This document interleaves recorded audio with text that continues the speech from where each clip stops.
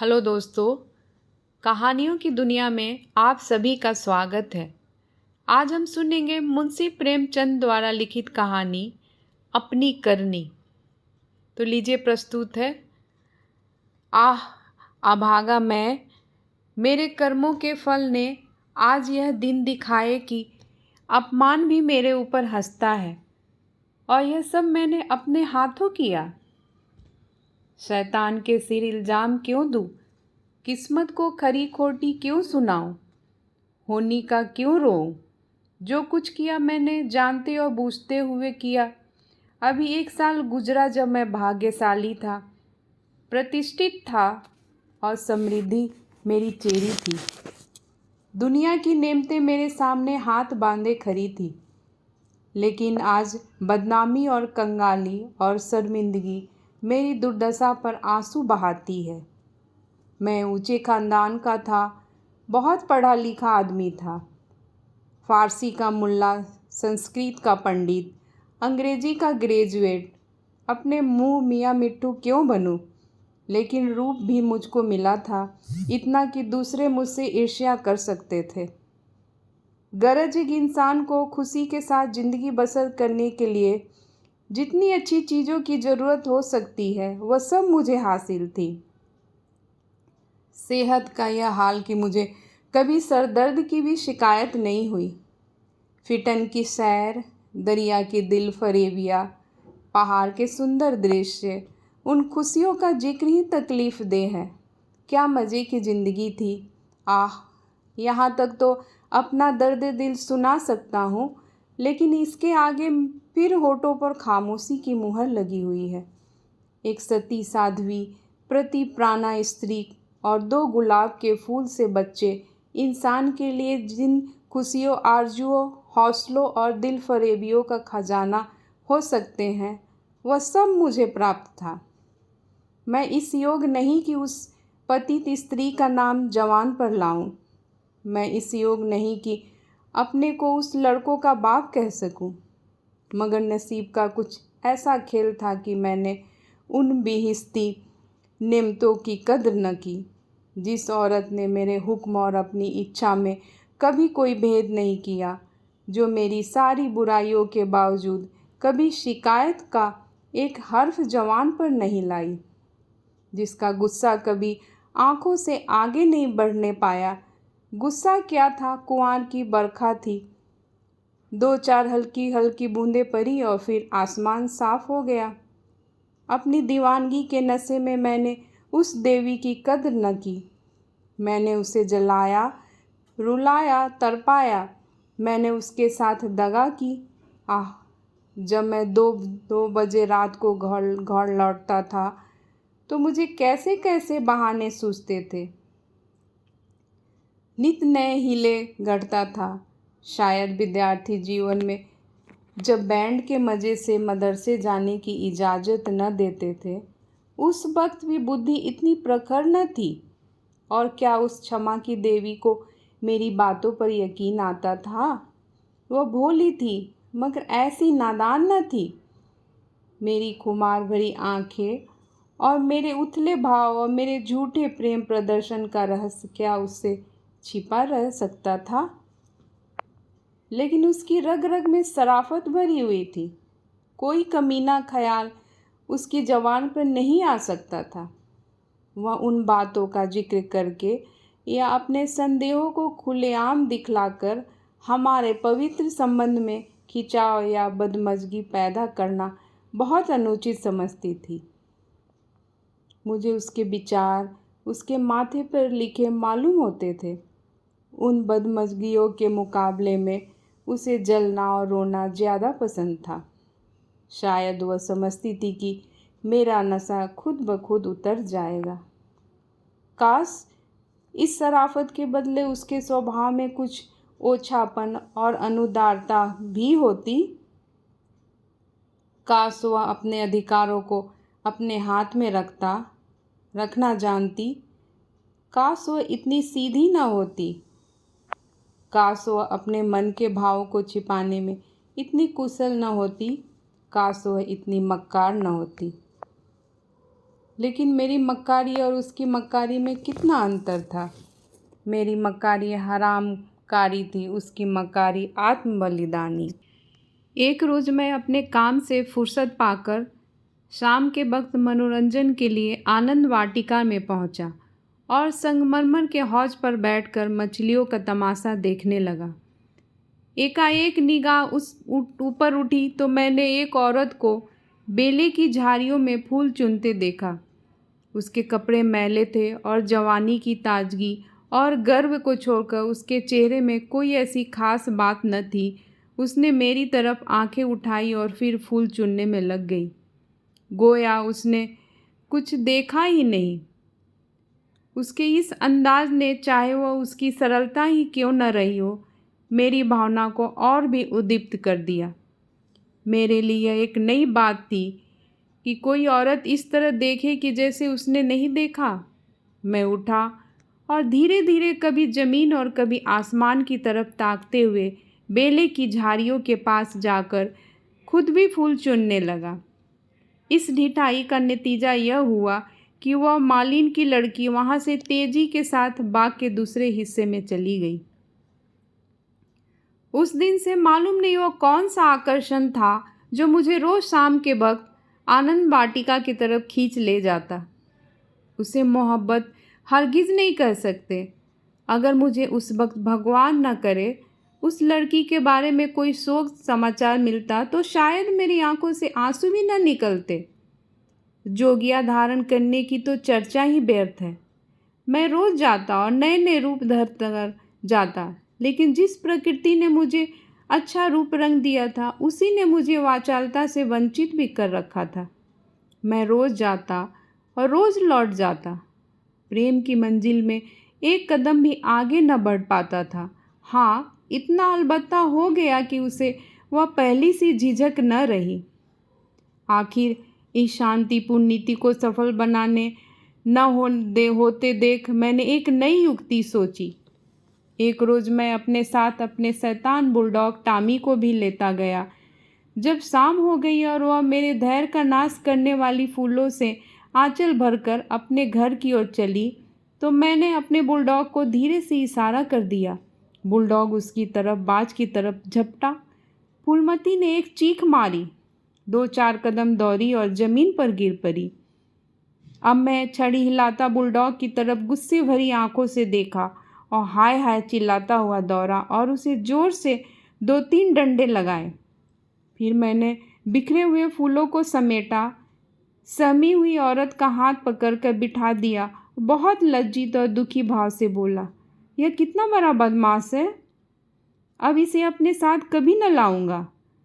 तुम्हें इसने काट तो नहीं लिया? फूलमती ने चादर से सर को ढकते हुए कहा। तुम ना आते तो वह मुझे नोच डालता। मेरे तो जैसे मन भर में पैर हो गए थे। मेरा कलेजा तो अभी तक धड़क रहा है। यह तीर लक्ष्य पर बैठा। खामोशी की मुहर टूट गई। बातचीत का सिलसिला कायम हुआ। बांध में एक दरार हो जाने की देर थी। फिर तो मन की उमंगों ने खुद ब खुद काम करना शुरू किया। मैंने जैसे जैसे जाल फैलाए, जैसे जैसे स्वांग रचे, वह रंगीन तबीयत के लोग खूब जानते हैं। और यह सब क्यों? मोहब्बत से नहीं, सिर्फ जरा देर दिल को खुश करने के लिए, सिर्फ उसके भरे पूरे शरीर और भोलेपन पर रिझ कर। यूँ मैं बहुत नीच प्रकृति का आदमी नहीं हूँ। रूप रंग में फूलमती का इंदु से मुकाबला न था। वह सुंदरता के सांचे में ढली हुई थी। कवियों ने सौंदर्य की जो कसौटियाँ बनाई है वह सब वहाँ दिखाई देती थी। लेकिन पता नहीं क्यों मैंने फूलमती की धसी हुई आँखों और फूले हुए गालों और मोटे मोटे होठों को अपने तरफ दिल का ज़्यादा खिंचाव देखा। आना जाना बढ़ा और महीना भर भी गुजरने न पाया कि मैं उसकी मोहब्बत के जाल में पूरी तरह फंस गया। मुझे अब घर की सादा जिंदगी में कोई आनंद न आता था, लेकिन दिल ज्यों-ज्यों घर से उचटता जाता था त्यों-त्यों मैं पत्नी के प्रति प्रेम का प्रदर्शन और भी अधिक करता था। मैं उसकी फरमाइशों का इंतज़ार करता रहता और कभी उसका दिल दुखाने वाली कोई बात मेरी जुबान पर ना आती। शायद मैं अपनी आंतरिक उदासीनता को शिष्टाचार के पर्दे के पीछे छिपाना चाहता था। धीरे धीरे दिल की यह कैफियत भी बदल गई और बीबी की तरफ से उदासीनता दिखाई देने लगी। घर में कपड़े नहीं हैं, लेकिन मुझ में इतना न होता कि पूछ लूँ। सच यह है कि मुझे अब उसकी खातिरदारी करते हुए एक डर सा मालूम होता था कि कहीं उसकी खामोशी की दीवार टूट न जाए और उसके मन के भाव जबान पर ना आ जाए। यहाँ तक कि मैंने गृहस्थी की ज़रूरतों की तरफ से भी आंखें बंद कर ली। अब मेरा दिल और जान और रुपया पैसा सब फूलमती के लिए था। मैं खुद कभी सुनार की दुकान पर न गया, लेकिन आजकल कोई मुझे रात गए एक मशहूर सुनार के मकान पर बैठा हुआ देख सकता था। बजाज की दुकान में भी मुझे रुचि हो गई।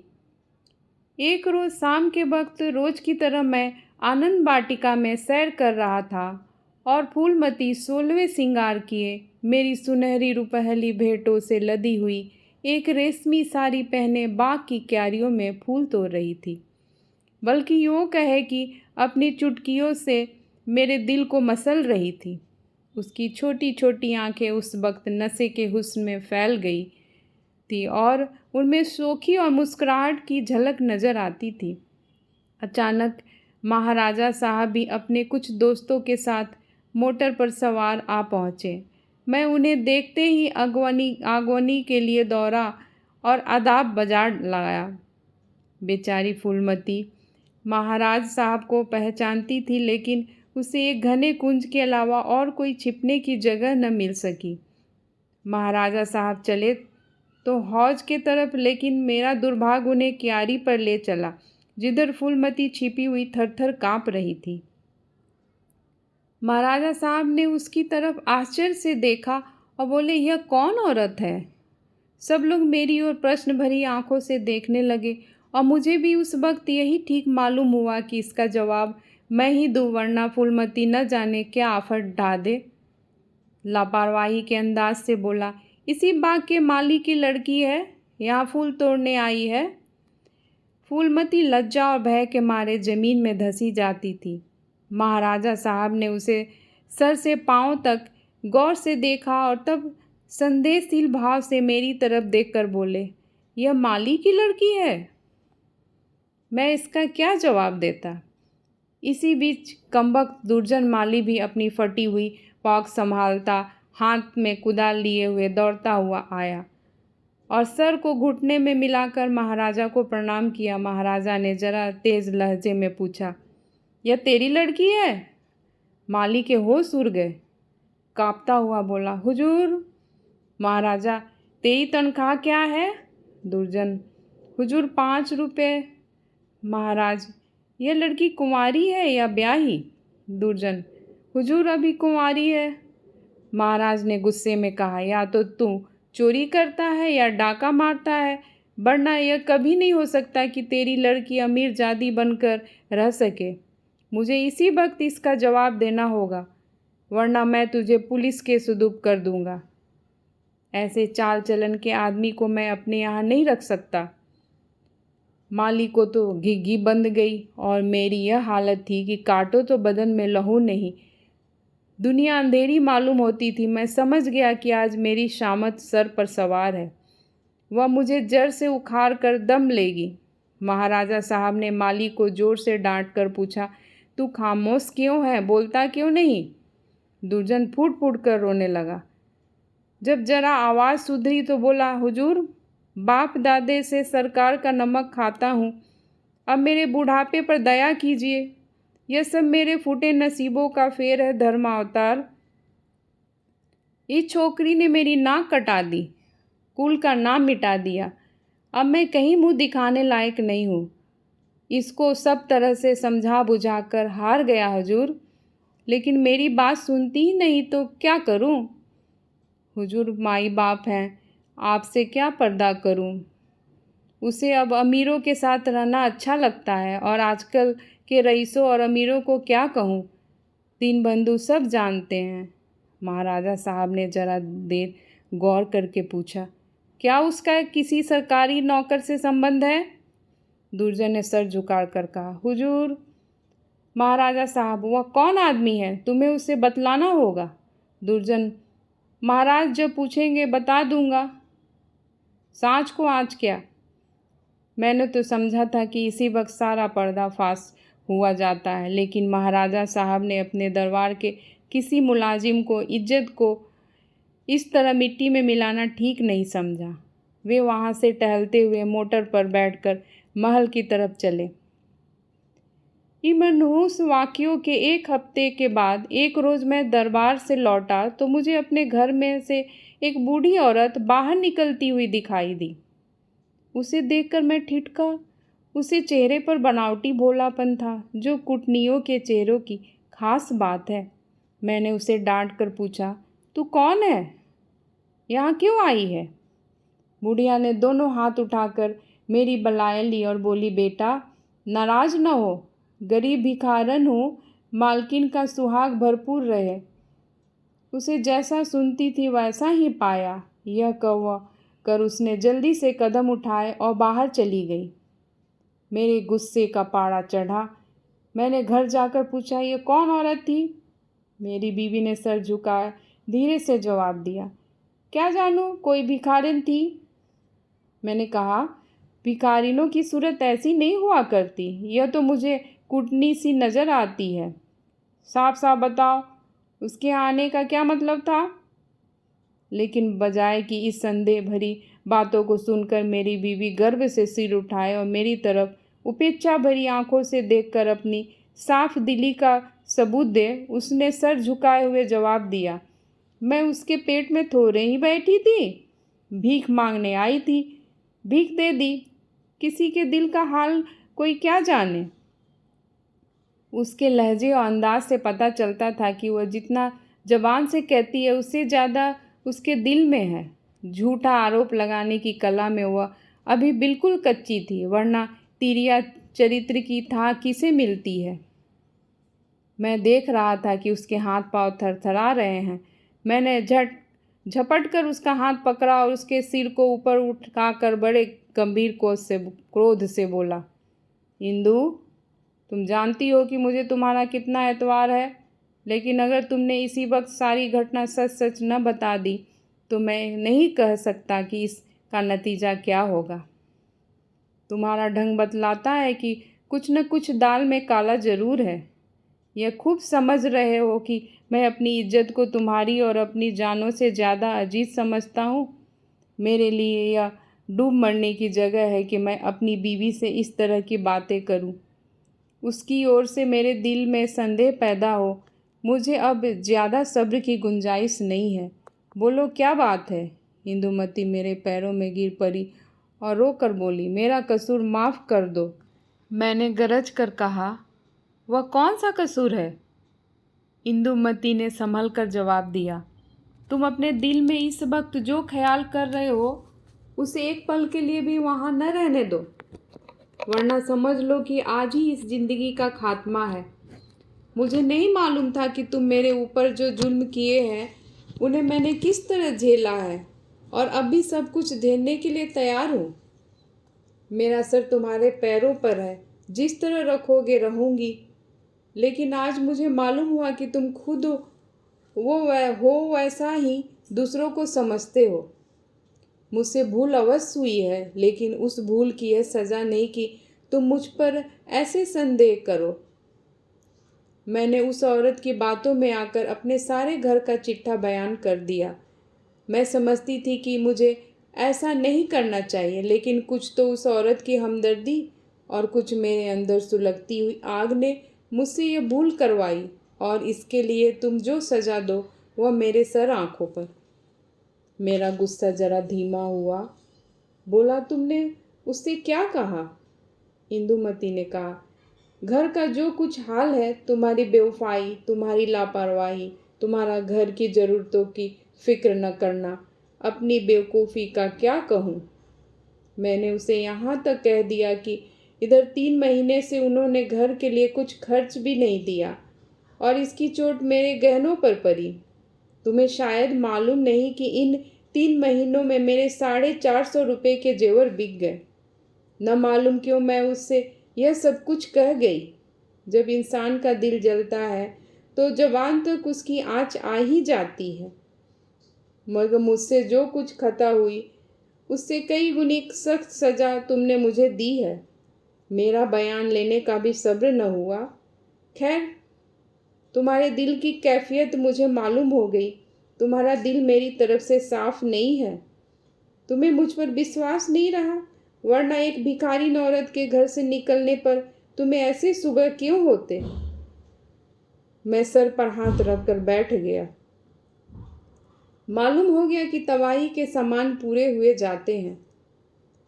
दूसरे दिन मैं ज्यों ही दफ्तर में पहुंचा, चौकीदार ने आकर कहा, महाराज साहब ने आपको याद किया है। मैं तो अपनी किस्मत का फैसला पहले से ही किए बैठा था। मैं खूब समझ गया था कि वह बुढ़िया खुफिया पुलिस की कोई मुखबिर है जो मेरे घरेलू मामलों की जांच के लिए तैनात हुई होगी। कल उसकी रिपोर्ट आई होगी और आज मेरी तलबी है। खौफ से सहमा हुआ मैं, लेकिन दिल को किसी तरह संभालते हुए कि जो कुछ सर पर पड़ेगी देखा जाएगा। अभी से क्यों जान दूं। मैं महाराजा की खिदमत में पहुंचा। वह इस वक्त अपने पूजा के कमरे में अकेले बैठे हुए थे। कागजों का एक ढेर इधर उधर फैला हुआ था और वह खुद किसी ख्याल में डूबे हुए थे। मुझे देखते ही वह मेरी तरफ मुखातिब हुए। उनके चेहरे पर नाराजगी के लक्षण दिखाई दिए। बोले, कुंवर श्याम सिंह, मुझे बहुत अफसोस है कि तुम्हारी बाबत मुझे जो बात मालूम हुई वह मुझे इस बात के लिए मजबूर करती है कि तुम्हारे साथ सख्ती का बर्ताव किया जाए। तुम मेरे पुराने वसीकादार हो और तुम्हें यह गौरव कई पीढ़ियों से प्राप्त है। तुम्हारे बुजुर्गों ने हमारे खानदान की जान लगाकर सेवा की है और उन्हीं के सिले में यह वसीका दिया गया था, लेकिन तुमने अपनी हरकतों से अपने को इस कृपा के योग्य नहीं रखा। तुम्हें इसलिए वसीका मिलता था कि तुम अपने खानदान की परवरिश करो, अपने लड़कों को इस योग्य बनाओ कि वह राज की कुछ खिदमत कर सके। उन्हें शारीरिक और नैतिक शिक्षा दो ताकि तुम्हारी जात से रियासत की भलाई हो, न कि इसलिए कि तुम इस रुपये को बेहुदा ऐश पस्ती और हरामकारी में खर्च करो। मुझे इस बात से बहुत तकलीफ होती है कि तुमने अब अपने बाल बच्चों की परवरिश की जिम्मेदारी से भी अपने को मुक्त समझ लिया है। अगर तुम्हारा यही ढंग रहा तो यकीनन वसीकादारों का एक पुराना खानदान मिट जाएगा। इसलिए आज से हमने तुम्हारा नाम वसीकादारों के फहरिस्त से खारिज कर दिया और तुम्हारी जगह तुम्हारी बीवी का नाम दर्ज कर दिया गया। वह अपने लड़कों को पालने पोसने की जिम्मेदार है। तुम्हारा नाम रियासत के मालियों की फहरिस्त से लिया जाएगा। तुमने अपने को इसी के योग्य सिद्ध किया है और मुझे उम्मीद है कि यह तबादला तुम्हें नागवार न होगा। बस जाओ और मुमकिन हो तो अपने किए पे पछताओ। मुझे कुछ कहने का साहस न हुआ। मैंने बहुत धैर्यपूर्वक अपने किस्मत का यह फैसला सुना और घर की तरफ चला। लेकिन 2 ही 4 कदम चला था कि अचानक ख्याल आया, किसके घर जा रहे हो? तुम्हारा घर अब कहाँ है? मैं उल्टे कदम लौटा। जिस घर का मैं राजा था वहाँ दूसरों का आश्रित बनकर मुझसे नहीं रहा जाएगा, और रहा भी जाए तो मुझे रहना चाहिए। मेरा आचरण निश्चय ही अनुचित था, लेकिन मेरी नैतिक संवेदना अभी इतनी थोपी न हुई थी। मैंने पक्का इरादा कर लिया कि इसी वक्त इस शहर से भाग जाना मुनासिब है, वरना बात फैलते ही हमदर्दों और बुरा चेतने वालों का एक जमघट हाल चाल पूछने के लिए आ जाएगा। दूसरों की सुखी हमदर्दियाँ सुननी पड़ेगी, जिनके पर्दे में खुशी छलकती होगी। एक बार, सिर्फ एक बार मुझे फूलमती का ख्याल आया। उसके कारण ये सब दुर्गत हो रही है, उससे तो मिल ही लूँ। मगर दिल ने रोका। क्या एक वैभवशाली आदमी की जो इज्जत होती थी वह मुझे हासिल हो सकती है? हरगिज़ नहीं। रूप की मंडी में वफ़ा और मोहब्बत के मुकाबले में रुपया पैसा ज़्यादा कीमती चीज़ है। मुमकिन है इस वक्त मुझ पर तरस खाकर या क्षणिक आवेश में आकर फूलमती मेरे साथ चलने पर आमादा हो जाए, लेकिन उसे लेकर कहाँ जाऊँगा? पाँव में बेरिया डालकर चलना तो और भी मुश्किल है। इस तरह सोच विचार कर मैंने बम्बई की राह ली और अब 2 साल से एक मिल में नौकर हूँ। तनख्वाह सिर्फ इतनी है कि ज्यों-त्यों ज़िंदगी का सिलसिला चलता रहे, लेकिन ईश्वर को धन्यवाद देता हूँ और इसी को यथेष्ट समझता हूँ। मैं एक बार गुप्त रूप से अपने घर गया था। फूलमती ने एक दूसरे रईस के रूप का सौदा कर लिया है, लेकिन मेरी पत्नी ने अपने प्रबंध कौशल से घर की हालत खूब संभाल ली है। मैंने अपने मकान को रात के समय लालसा भरी आंखों से देखा। दरवाजे पर 2 लालटेन जल रहे थे और बच्चे इधर उधर खेल रहे थे। हर सफाई और सुथरापन दिखाई देता था।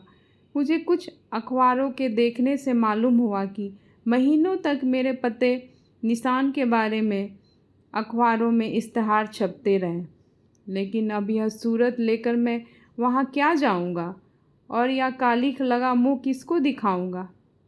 अब तो मुझे इसी गिरी पड़ी हालत में ज़िंदगी के दिन काटने हैं, चाहे रो कर काटूँ या हंसकर। मैं अपनी हरकतों पर अब बहुत शर्मिंदा हूँ। अफसोस मैंने उन नेमतों को कद्र न की, उन्हें लात से ठोकर मारी। यह उसी की सज़ा है कि आज मुझे यह दिन देखना पड़ रहा है। मैं वह परवाना हूँ जिसकी खाक भी हवा के झोंके से नहीं बची। दोस्तों, इस कहानी को सुनने के लिए आपका बहुत बहुत धन्यवाद। मैं फिर हाजिर होंगी एक नई कहानी के साथ। तब तक के लिए नमस्कार।